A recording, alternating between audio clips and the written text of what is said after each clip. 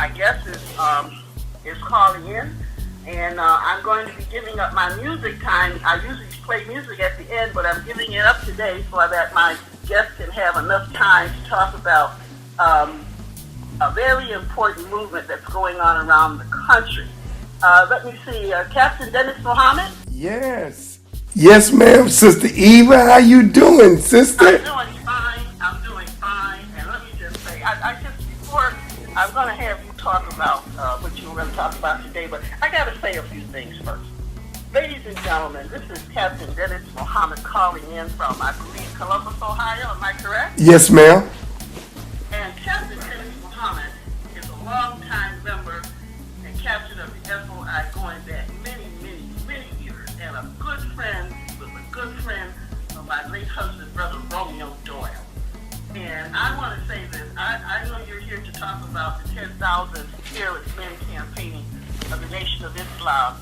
And I know you'll be in Buffalo in a few days. But before you do, I want to thank Captain Dennis. Because on more than one occasion, as a journalist, he made sure that I had the opportunity to interview the Honorable Minister Louis Farrakhan. And Captain Dennis had a lot of influence, and I'm going to just say two things very quickly. Once in Buffalo, years ago, when the minister was staying at the Hyatt Hotel, Captain Dennis escorted me and Brother Romeo right up to the minister's hotel room. Do you remember that? Sister, if you said I did. I don't remember, sis. You did. I remember. I have a good memory, and I record everything. And we went right up to the room, and the minister was sitting in the room. There were some pastors in the room and some community leaders. And there I was in the middle of all of that. And so, Captain Dennis, I thank you so much because you have been such a help to the minister. And I know you're here coming to Buffalo. And I usually play music at the end of my show. Now, I'm giving up my music today for you, Brother Dennis. So I want you to tell, we have a lot of people listening. I would like for you to give us some information about this 10,000 Fearless Men. What is it about? And I know you're coming to Buffalo, so just tell us, and I'll jump in for questions from time to time, but I want you to begin. Well, you know, Sister Eva, the same love that you have for me, that love is doubled for you and your late great husband, who I'm telling you, I'll be here all day telling wonderful stories about the great, your great husband, man, Romeo. But let me say this, you know, Sister Eva, I have a great love for Buffalo, New York. And I'm anxious in coming there on the 27th. And I'm very excited about it because not only am I coming there to bring an initiative that was called by the Honorable Minister Farrakhan at our 20th anniversary of the Million Man March, but this initiative is probably so timely as he called for 10,000 fearless men, and wait a minute, and women who's not afraid to go out in these streets and get between our young brothers who was out there shooting one another, get between the guns and try to bring peace to them and bring them to the table of conflict resolution. And in doing that, he's asking us to not only get out there and try to bring and become peacemakers in our community, but it is so timely, Sister Eva, with all of the young black men who are being shot down by the police in these various cities who are unarmed, with all of the fear factor that is facing law enforcement as they believe they are being targeted as well. So there's a fear factor among law enforcement as it relates to how they come in our community, and there's a fear factor as it relates to our people when they're stopped by law enforcement. So it's very clear that policing or community policing has changed. The dynamics have changed. The recent shootings and killings of these police officers has been a game changer as it relates to how they're coming in our community now. On a national level, Sister Eva, The word is with the law enforcement community that they don't believe they are appreciated. So they're not making the extra effort in order to come in our community to rid our community of the senseless violence. So where does that leave us? It means that we now have to accept the responsibility as a community to patrol our own community, which is rightfully so.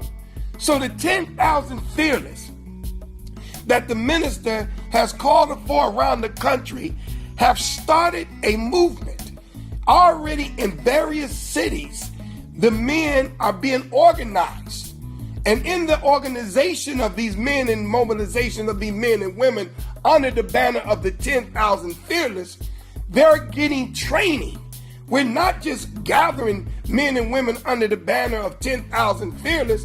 We're giving them training in 1, conflict resolution and beef mediation, 2, love thyself training, 3, non-violent crisis intervention training, 4, CPR training, 5, self-defense training. This is what every 10,000 fearless volunteer men and women around the country is getting in every one of these cities under the minister's great initiative.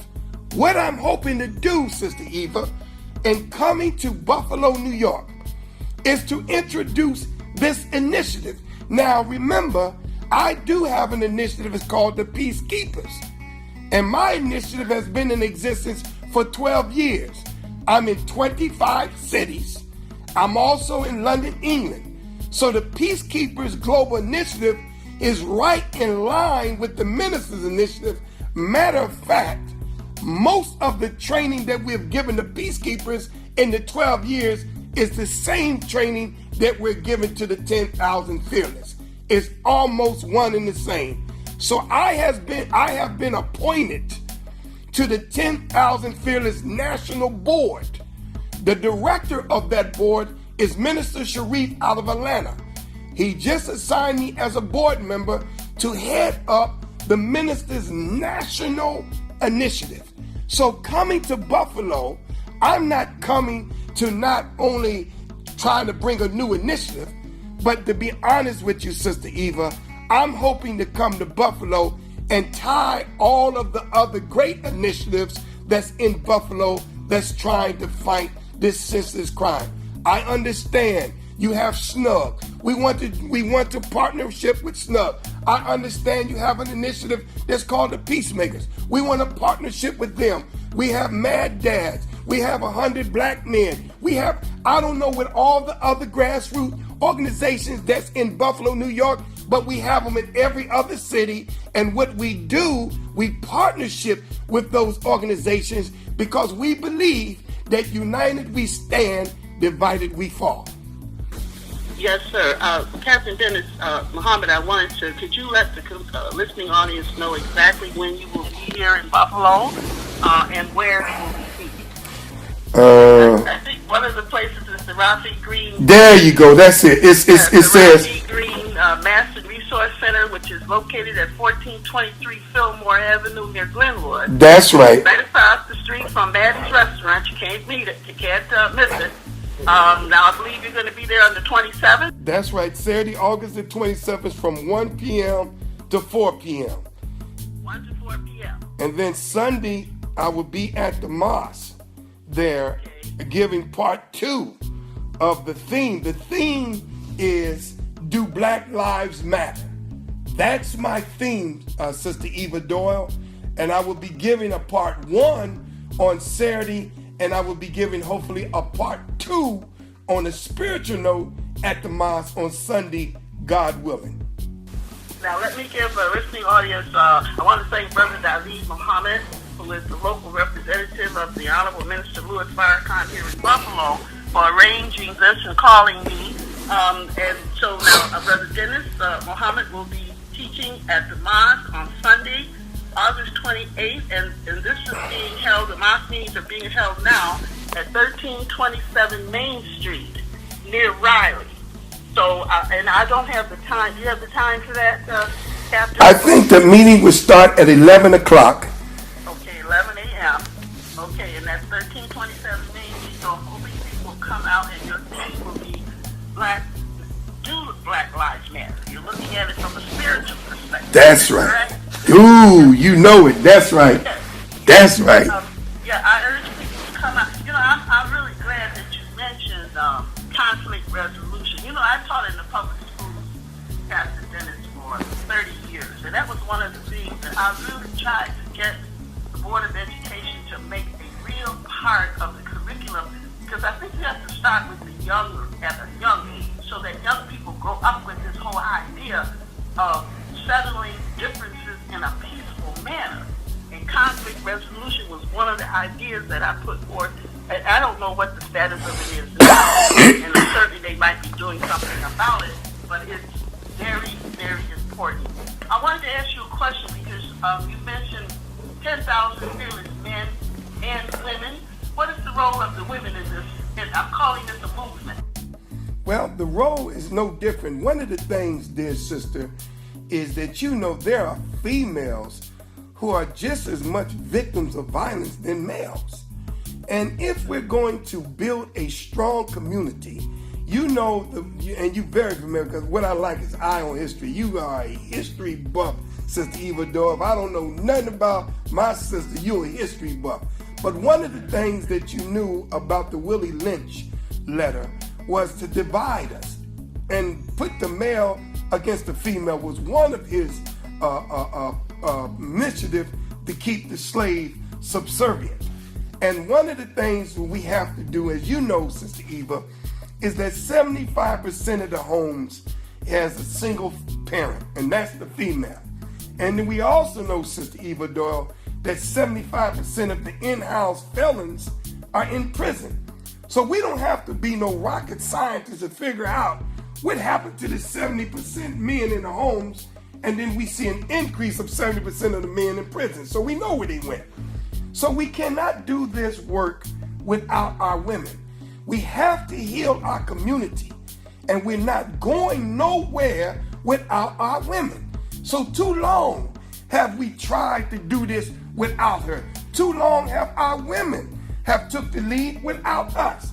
So together, we are becoming an affordable force to be reckoned with. So the role of our women, as we do it here in Columbus, our women walk the streets with us. Now, we're not out there at nighttime, but man, we out there in our orange, and our women are knocking on the doors and talking to the women in the doors. How you doing, ma'am? We're peacemakers, and we're out here trying to make our streets safe so that our children can be safe. Would you like to join and walk with us? So women see other women, they say, I like this. Because what are we doing?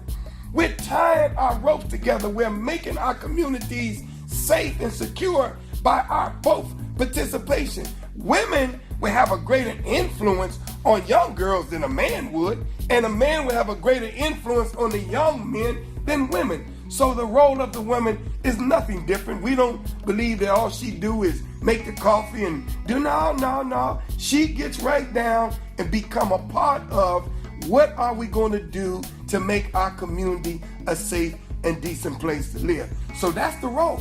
The role is the same. Now, we would never put our women in a hostile situation by themselves, but anytime women are walking with the peacekeepers and the peacemakers, oh, she's safe. Oh, she's definitely safe. And it allows the community to see this is not a man and woman thing. Let me say this, Sister Eva. We want to make it perfectly clear. This is not a Muslim initiative. This is a we initiative. The peacemakers, we call them peacemakers in Columbus. The peacemakers, the 10,000 fearless peacemakers in Columbus is made up, we have Jewish women, we have gays, we have black, we have Hispanics, we have gangbangers, we have we got people who are peacemakers who are concerned about peace. So it ain't got nothing to do with your religious preferences. It's got nothing to do with your sexual preferences. It got nothing to do with your political preferences or your social preferences. We all want peace. And for 1 hour, Sister Eva, we put aside all of our differences. We put on that one color orange, and that one color orange make us one for 1 hour, and then we don't talk about politics, we don't talk about religion, we don't talk about our social difference or racial difference, because that become controversial. We're not there to discuss that. We there as peacemakers. We there as peacekeepers. And for 1 hour, man, let's leave that alone. And for 1 hour, let's come around a common goal, which is we want peace on our streets, we want peace in our homes, we want peace in the world, and we doggone sure want peace of mind.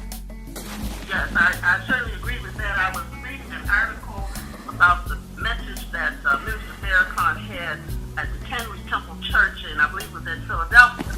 And he talked about the need for people to come together, all groups of Christians, all the groups that you mentioned, to come together, to work together to stop the violence in our community. And he raised two very important questions. He says, don't our women and children deserve peace and security? Don't our elderly deserve to be able to walk the streets Yes. in harmony? And these are very important questions. And he spoke at this overflowing crowd at the church, and the minister, Reverend Robert L. Jackson, was very appreciative of the powerful message that the minister gave to his congregation. And so I just encourage people to come out. We want to repeat the day and the time again, in case you are just tuning in. This is the Eye on History radio show. And I come on the first and the third Tuesday of each month from 1:30 to 2. And today my guest is Captain Dennis, who will be in Buffalo. And Captain Dennis, you want to give us a little more information about the day and time that you're coming, because somebody might have just tuned in. Well, we're very excited. We're going to be speaking at the Rafi Green Center. It's located on 1423 Fillmore and Glenwood. This is Saturday, August the 27th at 1 p.m. to 4. Our theme that we'll be talking about is, do Black Lives Matter? We also have been invited to be the guest speaker at Muhammad's Mosque number 23 under the student minister of Minister Farrakhan, local representative, Brother DennisMuhammad, who I'm looking forward to seeing my family there at Mosque 23. We'll be speaking there Sunday, August the 29th from 11 a.m. at 1325 Main Street. That's Main and Raleigh. So I'm just excited. I mean, I miss. Hey, listen, sister, I'm looking for my man Frank, who always taking pictures. I can't wait to see him. Is he okay? Is Frank all right, Mayweather? Merriweather, I will make sure that Mr. Merriweather, whose family owns the oldest black newspaper in Western New York, the Criterion, and Captain Dennis, the Criterion, is 90 years Get out of here! 90 years old, and I will certainly make sure that Brother Merriweather, he's going to have you all standing and posing. You know what I'm saying? I love it, but I can't wait. Listen, I can't wait to see my sister, Alnisa, the great former known as Barbara Banks. I can't wait to see my man Ted Kirkland, Willie Warren, Alexander. I mean, all of my family. I want to go and drink that bad coffee over there at Gigis. You know, I love it. I want the listening audience to know that Captain DennisMuhammad has a lot of friends, relationships in the city of Buffalo, which he built up many years ago. And all those people he called, they had the names that he called. They have a lot of respect for him. And I certainly will cover this for the Criterion. So watch my column, Eye on History. And before we end, I need to, and this is very appropriate because tomorrow is the birthday of the Honorable Marcus Mosiah Garvey. Wow. August 17th. And Brother Taharka just sent me a note. We're going to have the Marcus Garvey Day celebration tomorrow from 12 to 8 p.m. at the Martha Mitchell Center, which is located at 175 Oak Street. And I'm going to be there with all the things that I do. If I can get there, and I do 1,000 things, I know somebody else can join me. Thank you, Brother Taharka. We will be there tomorrow. So, do you have any concluding remarks? Well, let me say this. I want to thank my brother. His name is Brother Keith. Brother Keith was the principal brother that has been working with me and making all this happen, working with Minister Davi, Brother Khalil, who has been also promoting and organizing this. and I'm just so excited, along with all the other people that are participating and making my great stay. I'm bringing some of my team with me. I didn't brag so much about Buffalo. How's our brother, the great Arthur O'Eve, doing? Is he still with us in health, sister? Yes, sir. He comes out to not as much as he used to, but he does come out to some of our events, and he's still here and he's still powerful. Oh my God! So I'm just excited. I want to go eat at Maddie's. I want to run right across the street and eat at Maddie's and see my man Butch Hope. And so I'm really coming home too, sis. And what I'm hoping to do also is to meet with my great friend Kim Beatty of the Buffalo Police Department, because I do have a relationship with the Buffalo Police Department and our great mayor to talk about the role that I'm looking for law enforcement to play to help be in concert and partnership with the work that we're trying to do. We're not anti-police and we're not vigilantes, but we are trying to be vigilant. So I'm happy and I'm looking forward, Sister Eva, and most certainly to see your smiling face. How's your son doing, Sister Eva? My two sons? Yes. The oldest one, Brother Sharif, who's getting bigger by the day, was fine. And my other son, who's very muscular, Brother Jesse. Both of them have good jobs. I'm very proud of them. They're very positive, and they're doing some great things in the city of Buffalo. Well, I know they represent their father well. I miss him dearly. Listen, I would be remiss if I didn't say something about my daughter, who will be celebrating her 50th birthday. Whoa! Whoa! I suppose I shouldn't have admitted that on public radio. She gonna be mad at you. But let me just say, I want to thank you, CaptainDennisMuhammad. I look forward to seeing you this weekend. I will see you at some point. I'm very busy, but I will come in some point. Give you a big hug. Please. Good to hear from you. Please. And I want to remind the people that he will be here August 27th at the Rafi Green Masten Resource Center, 1423 Fillmore, at 1 to 4, and he will speak at the Mosque, 1327 Main Street. Get this book, because this is the book I keep with me all the time. And Captain Dennis, are you still there? Yes, ma'am. Okay, so we're at the very end of the show, and if you have one final word, you got 1 minute. Well, sister, I'm looking forward. Please, Buffalo, come out so we can get this initiative bound together, and let's make our communities a safe and decent place to live. Thank you, Sister Eva Doyle. We love you, sister, and I'll see you all on the 27th, God willing. Peace. Okay, and greetings to you, and we will see you on the weekend. And I encourage my listening audience, I have 2 minutes, I have to wrap up, and I'm going to end with the words of the Honorable Marcus Mosiah Garvey. I also want to thank Captain Dennis for coming on. Up, you mighty race. You can accomplish what you will.